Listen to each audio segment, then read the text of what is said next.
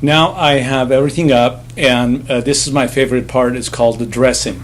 So as far as the dressing goes, you can use your hand by just putting some guides on this. I sort of did this a little earlier to get it prepared for us to put it up. But I like to go ahead and just use my hand as a guide and just put some folds in the draperies.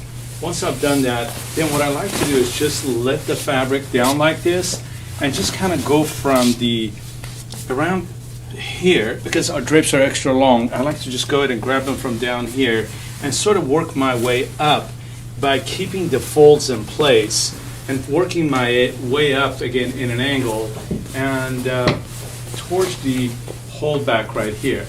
Once I have it up here, then I do is just simply go ahead and take that fold right here and rest it over the arm. Once I have rested over the arm, then I'll come back in and I pull my folds out, and I have a nice layer of drapery. Finish just leaves me for the bottom, where I'll go ahead and take the bottom and then simply push it out and then tuck it back under. These are our puddle drapes.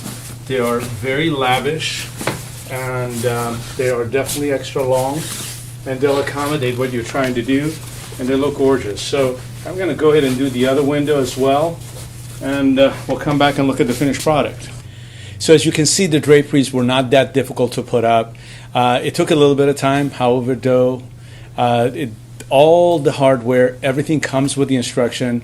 That's the whole idea behind us putting videos out there for you, so that you can do it yourself or hire someone to go ahead and do it for you. And we would love to hear from you. If you need any sort of a support, we're available through email, telephone, FaceTime, as well as Skype. So we look forward to hearing from you.